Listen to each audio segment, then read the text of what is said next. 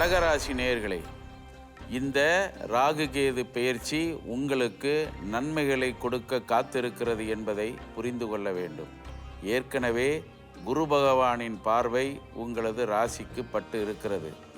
அதே நேரத்தில் 6ஆம் இடத்தில் சனி பகவான் சஞ்சாரம் செய்கிறார் என்பதையும் நீங்கள் தெரிந்து கொள்ள வேண்டும்.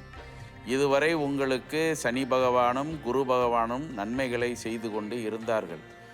ஏற்கனவே உங்களது ராசியிலே இருந்த ராகு பகவான் இப்பொழுது 12ஆம் இடத்திற்கு இடம் மாறி இருக்கிறார் என்பது உங்களுக்கு நன்றாக தெரியும்.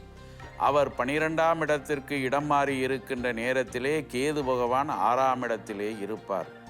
6ஆம் இடம் என்பது நோய் நொடிகளை பற்றி குறிப்பிடக்கூடிய ஒரு இடமாகும்.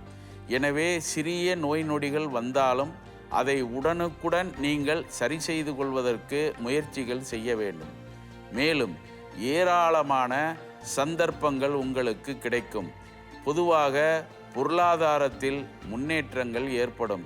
வீடு வாங்க முடியாமல் இருந்தவர்கள் வீடு வாங்கலாம்.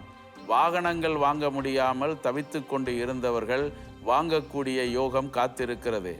மேலும் உத்தியோகம் பார்க்கின்ற இடங்களில் நல்ல உத்தியோகம் அமையவில்லையே, நாம் இரவு பகலாக உழைத்து கொண்டு இருக்கிறோமே, நமக்கு சரியான வருமானமும் கிடையாது என்று நினைத்து கொண்டு இருப்பவர்களுக்கு இப்பொழுது ராகு பகவான் இடம் மாறி இருப்பது, குரு பகவான் உங்களது ராசியை பார்த்திருப்பது, சனி பகவான் 6ஆம் இடத்தில் இருப்பது, இவைகள் எல்லாம் நல்ல காலங்களை உங்களுக்கு காட்டிக்கொண்டு இருக்கின்றன. ஆனால் இந்த சந்தர்ப்பங்களை நீங்கள் சரியான முறையில் பயன்படுத்தாவிட்டால் நிச்சயமாக இந்த ராகுகேது பெயர்ச்சியால் உங்களுக்கு நன்மைகள் இல்லை என்பதை நீங்கள் தெரிந்து கொள்ள வேண்டும். எனவே முயற்சிகளை கடுமையாக செய்ய வேண்டும். அந்த முயற்சிகளுக்கு தகுந்தது போல் உங்களுக்கு நல்ல பலன்கள் கிடைக்கக்கூடிய வாய்ப்புகளே அதிகமாக காணப்படுகின்றன. புதிய தொழில் ஆரம்பிக்க வேண்டும் என்று நினைப்பவர்களுக்கு அதற்குண்டான வழிவகைகள் கிடைக்கும். திருமணங்கள் நடைபெறாமல் இருந்தவர்களுக்கு பேச்சுவார்த்தைகள் நடைபெற்று திருமணங்களும் நடைபெறக்கூடிய வாய்ப்புகள் இருக்கின்றன. குழந்தை பாக்கியம் இல்லாதவர்கள் கூட குழந்தை பாக்கியத்தை பெற்றுக்கொள்ளக்கூடிய வாய்ப்புகளும் உண்டு. ஏற்கனவே குரு பகவான் உங்களது ராசியை பார்த்து இருப்பதால் நிச்சயம் அந்த வாய்ப்புகளை குரு பகவான் புத்திர காரகன் என்ற அந்தஸ்தை பெற்று இருப்பதால் அவர் அந்த உதவிகளை செய்வார். எனவே நீங்கள் சரியான பாதையில் செல்ல வேண்டும் என்பதை ராகு பகவான் சொல்லிக்கொண்டு இருக்கிறார். ராகு பகவான் விரயஸ்தானத்திலே இருப்பது தூக்கத்தை கெடுத்துவிடும் என்பதை நீங்கள் தெரிந்து கொள்ள வேண்டும்.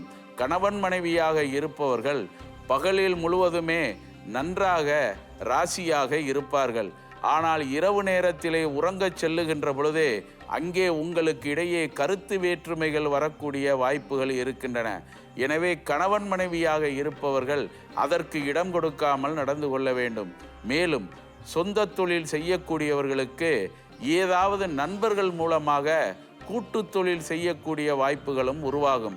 இந்த வாய்ப்புகளும் உங்களுக்கு சரியாக ராகு பகவானும் குரு பகவானும் கொடுத்து விடுவார்கள்.